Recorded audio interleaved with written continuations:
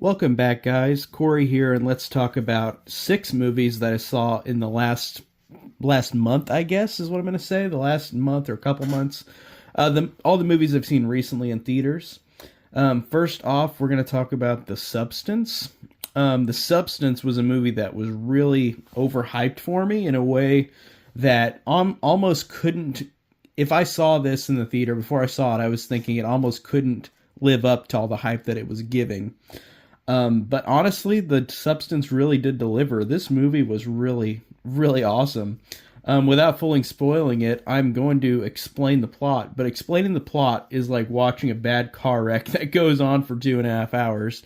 It is awesome. I really love the fact that this movie it exists. I don't know how to describe this. So all you need to know is that this stars Demi Moore and Margaret Qualley in lead roles after taking The Substance. Also, you have Dennis Quaid with a nasty zoom in on his mouth while eating.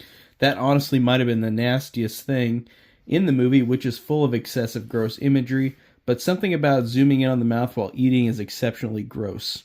And Dennis Quaid plays the CEO slash boss of this company that Demi Moore's character is working for. And this is one of those horror movies that will really chew you up and spit you out. I felt like all the emotions I wanted to feel in this movie while watching this. It was creepy, it was funny, it was wonderful. It had wonderful performances in it that will be remembered, as well as the cinematography, visuals, and effects. This one honestly really earned a high recommendation for me. Also, just watch it without knowing anything. I've not said anything about this plot on purpose. And if you can, see it in a theater with the audience reaction. I know this has been out a couple months, so it might not even be out anymore, but if you got to see it in the theater, if you were going to see it in the theater, see it soon, and if you are able to, see with an audience, because it is a great audience reaction in the theater. It was so crazy that in my showing, a couple of people walked out of this because it was so overly gross. And I really liked that a lot. They were repulsed by it so bad that they had to leave. If that doesn't earn a higher recommendation for me, then I don't know what will. And the second movie I'm going to talk about is Apartment 7A. Now, this is a prequel to Rosemary's Baby, which is a movie that I have not seen in a few years. I do remember liking Rosemary's Baby a lot, especially with the sense of dread and visuals in that movie, and it's considered one of the best horror movies of the 60s. I can see why, but I just haven't rewatched it as much as I wanted to. I really don't look at that movie as a movie to rewatch much. It's not as entertaining. It's creepy and bizarre, but it's not one that I would rewatch that much. Now, of course, I wasn't alive in 1968, but the movie Apartment 7A aesthetically felt like it was connected to the original movie in looks. It had a good sense of connectivity and style and cinematography, looking pretty close to that 60s feel, even though, like I said, I wasn't born in the 60s, but I'm basing it on how that Rosemary's Baby film looked. So it kind of looked similar to that, and it did kind of connect that in that way. It stars a woman named Terry, who's played by Julia Gardner. Apparently this actress has been in a lot of things, but the movies I have seen her in are either few and far between or bit parts that I don't remember, like Sin City 2 and The Perks of Being a Wallflower, neither of which I have seen since they were released, and that's been 2012 and 2014 those movies were released. It also looks like she was in the show Ozark, which I keep getting recommended to watch that. I hear that's a great show. I did watch the first episode, and I did really like the first episode of it, but I just never went back to the show. I need to go back to it one day. So, Apartment 7A looks good visually and has some creepy moments, but it also it also is slightly forgettable to me. I think that it doesn't really do much more with the idea of the movie besides that it's very similar to the original. It really doesn't, I don't know if warrant to exist is the right word, but it just doesn't feel like it's a movie that, like, if I didn't see this movie, I wouldn't be sad that I didn't see this, but watching it, I'm like, it's totally fine, but it's not anything that I'm going to remember after watching it. And I watched it a couple weeks ago because this is a recap of all the movies I watched. It was a couple weeks ago I watched it, and I honestly am forgetting it more and more. But I will say, though, that Julia Gardner is really good in this. But her performance is overshadowed by the movie being basically a harmless horror movie, but slightly forgettable. Like I said, I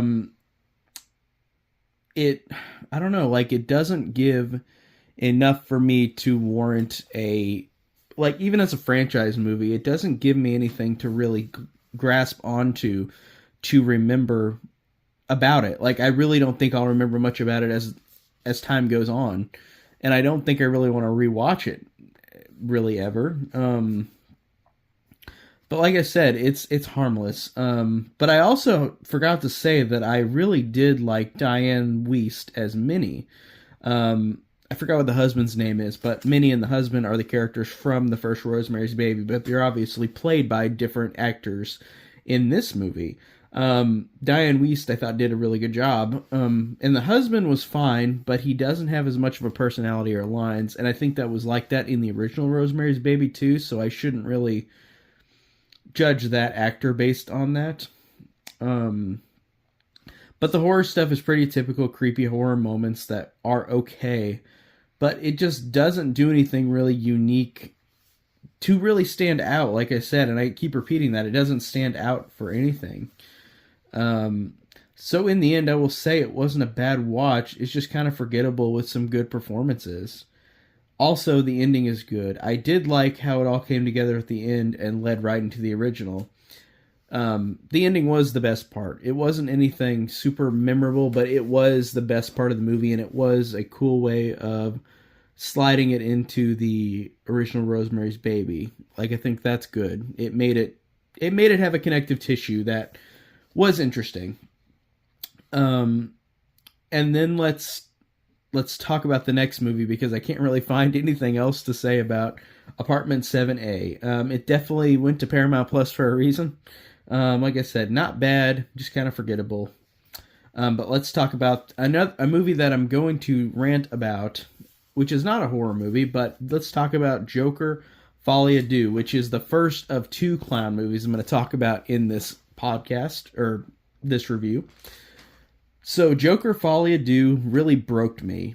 I was so furious watching Joker Folie à Deux.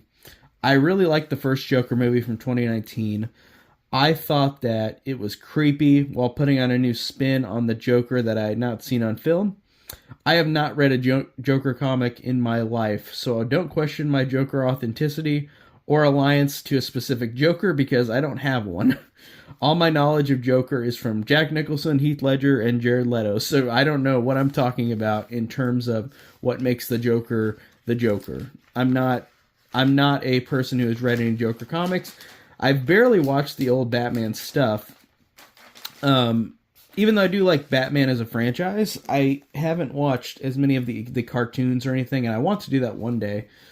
To get more educated on Batman and his villains, especially the Joker, but I don't know much about the Joker besides these movies, so I'm not looking at this from a puristic standpoint, because a lot of people are going to be like, well, this isn't like anything like the Joker is in the comics, and I'm like, well, I don't know what that's like, so...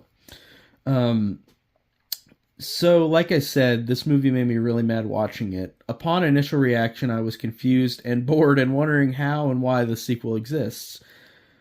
It did surprise me, because it started out with a Looney Tunes opening cartoon about the Joker, and I'm not going to lie, that opening title card I loved, because I love Looney Tunes and that old red and white blue 1930s Warner Brothers logo, bullseye, and the Looney Tunes music set me in a good start. But that was only the first, 15 seconds of the movie that I liked. So immediately I liked the fact that did it that way, because I've been watching Looney Tunes recently. I've wanted to watch all of the shorts. There's over 1,000 Looney Tunes shorts. That's one of my projects to watch right now. I always have something I obsess over, and this is the thing I'm obsessing for right now. I bought all the Looney Tunes DVD sets. I'm watching all the ones on Max.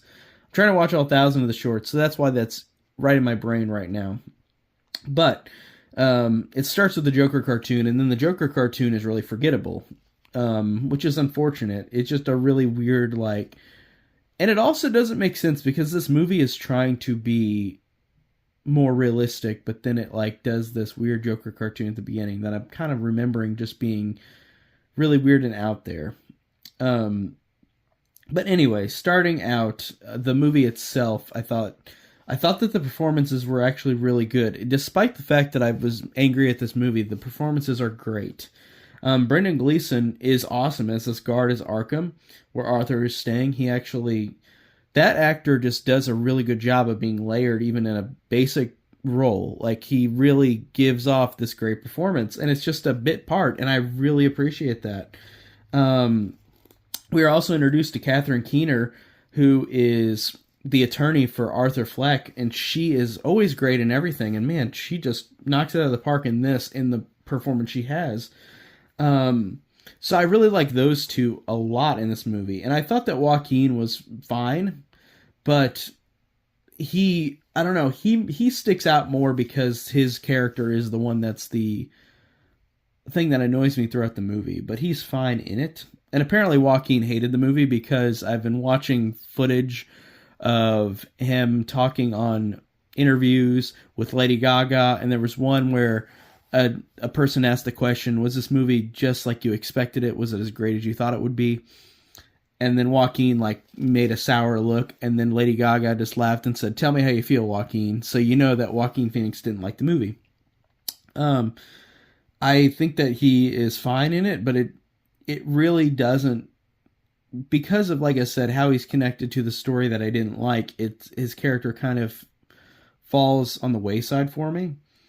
Lady Gaga is in this as well, who I really like in movies. I loved her in A Star Is Born. She's fantastic in that. She is, of course, Harley Quinn, or Lee Quinzel is what she's called in this movie.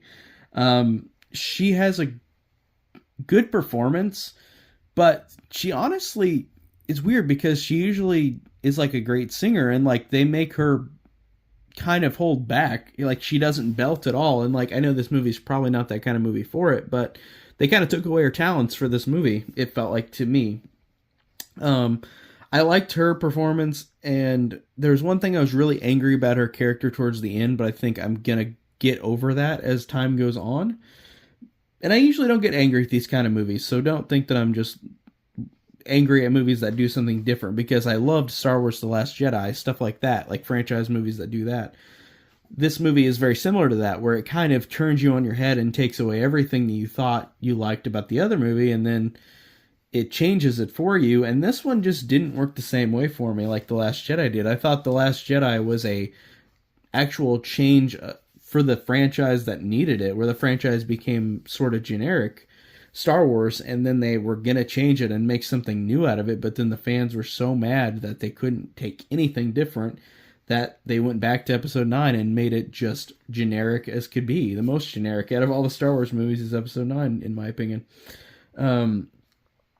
But now I'm going to say that it really just stinks that this movie just takes away everything, like I said, the first one did, and it feels like an epilogue that wasn't needed. But I will give this movie credit because it made me angry, but it made me think about it. It made me think about why this movie happened. It made me think about all the choices that are made. And I like that a movie like this, a Hollywood blockbuster, made me think that. It made me think, why am I so mad? Why did this movie make all these choices that are so different than the first movie? Why did it do something to make me think about the structure of it and what happened? And I really do like that. And the thing that makes me interested about this movie is I want to see it again, because it made me mad, but it also made me go, man, I might have overthought this, and I might have thought this movie should be more praised or more liked. And it bombed like crazy. The DC movies recently have just been bombing, so this is interesting that it's almost on HBO Max at the end of this month or next month or something like that. So I'm going to rewatch it again one day. I want to, but at first I really hated it, but man, it made me think about why I hated it, and it kind of made me kind of analyze it differently, and I want to watch it again to see how I really feel. So I'm interested to see what I'll think about this one in the future. I don't know if I'll review it again, but in my head, I do want to watch it again just to see how I feel about it. So then let's talk about another clown movie that I really enjoyed, which was Terrifier 3. Terrifier 3, I had been excited for forever. I love Terrifier 2. Terrifier 1 is really good as well. They're just so entertaining, so fun. I was already a big fan of the Terrifier franchise already. Like I said, the first film was fun, and the scene where the girl is sawed in half is the best part of the movie, most entertaining. I love that Art the Clown is a mimey clown who does everything with face performance. He doesn't speak. That really stuck out with me in the first movie. And then when it came to the second one, I absolutely loved it, and everything about the first one was improved in terms of nonstop entertainment.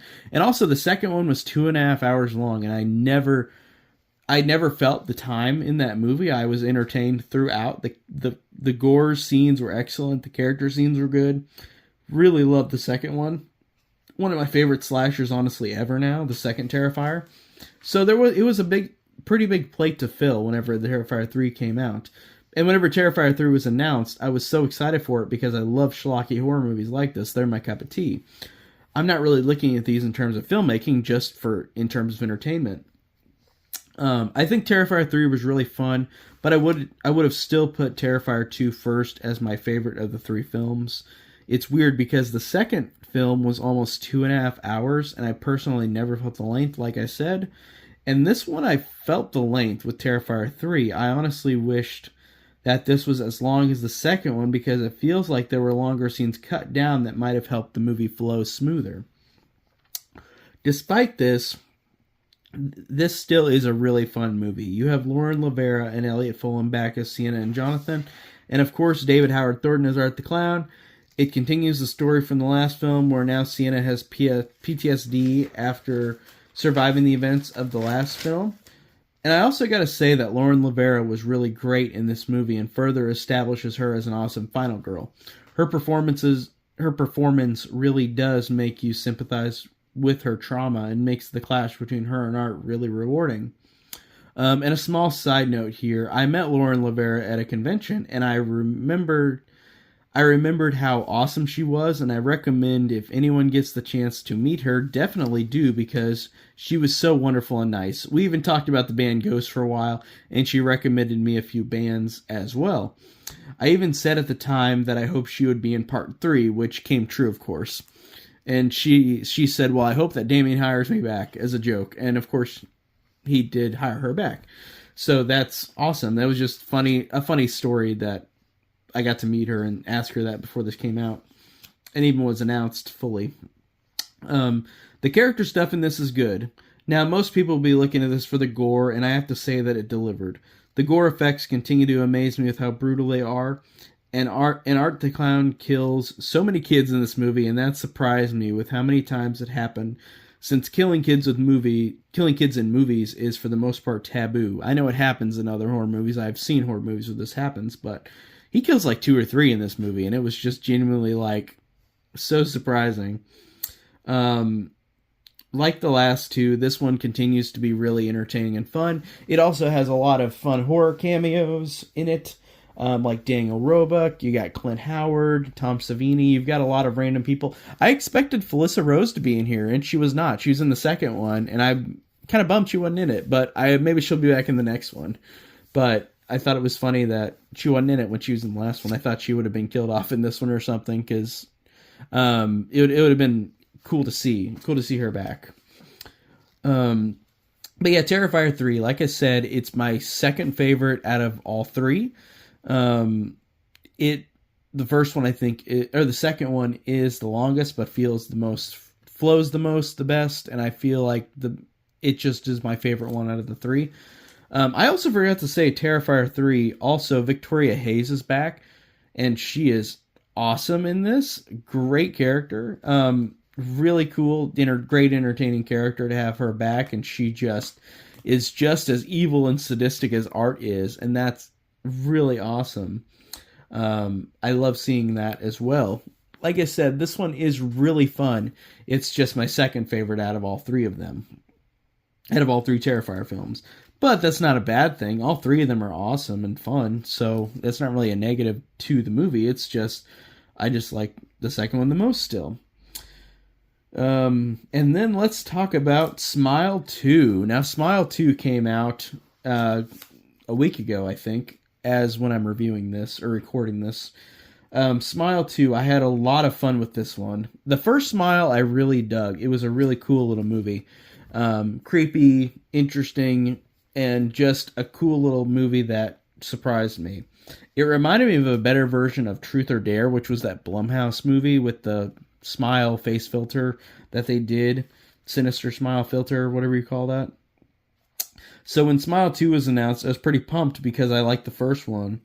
Um, and I was also excited to see that Naomi Scott was announced as the main lead in this because I think she's really good and underrated in movies. Like, she's in a lot of franchise movies, but I remember her in all these movies. I thought that she was good. She was in the Aladdin remake, in the Power Rangers remake thing. She was in the Charlie's Angels remake. She's in a lot of franchise movies. Apparently she was in Disney too before that. Like, I think there was a show called Lemonade Mouth, which I've never heard of until recently. I guess she was in that show. I think that's a Disney show. Which a lot of these actresses come from Disney kind of fame too. But um but I also got to say though that the thing that stands out the most about Smile 2 is Naomi Scott. Her performance is fantastic in this. The amount of range that she gives is honestly pretty insane. Definitely one of my favorite performances of the year for a horror movie I've seen. Like she goes from 0 to 60 with this performance, and it just really works. The fact that this demon, if you've seen the Smile movies, there's a demon that makes you start to see things and imagine things, and then she becomes so flustered and so freaking out that like it works with her performance. Um, the movie plays with the Smile formula in the best way. You're having a pop star as a victim in this works very well. The music is great and catchy as well. I've also been listening to the songs a lot since I saw the movie, and the song New Brain is so catchy and creepy at the same time that I listen to it a lot. The movie really does mess with you like it messes with the character Sky Riley that Naomi Scott plays. The cinematography and imagery really make this very memorable, and the last 5 minutes are fantastic.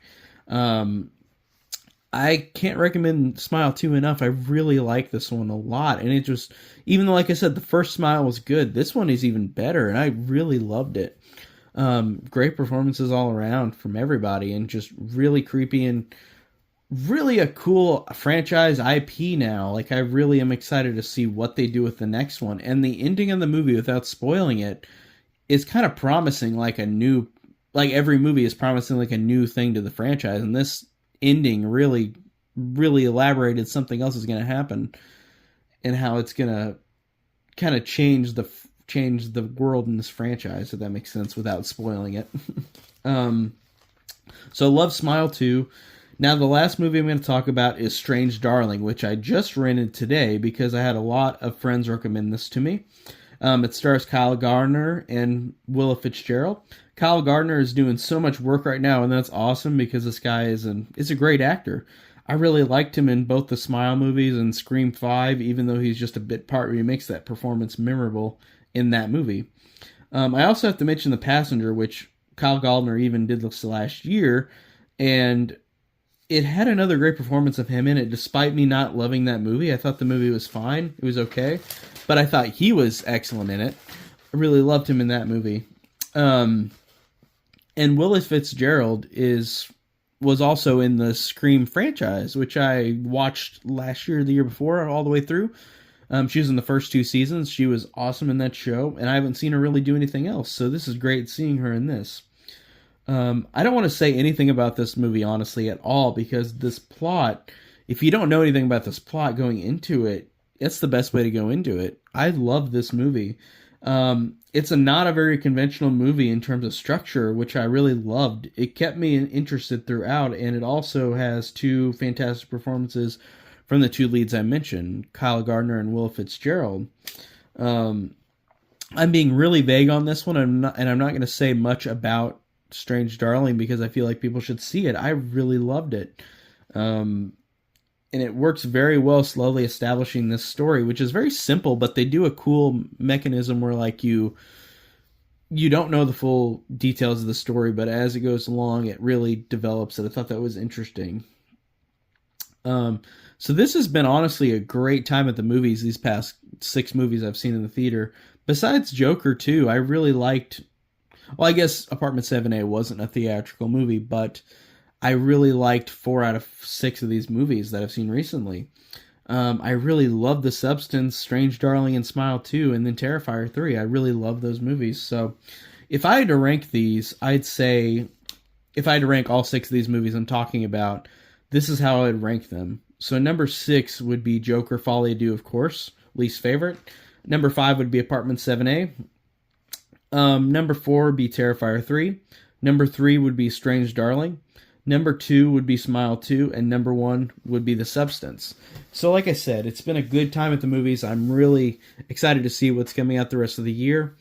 I thought this was really great time. So thank you guys so much for listening. If you've listened for 25 minutes, and thank you guys so much, and stay spooky.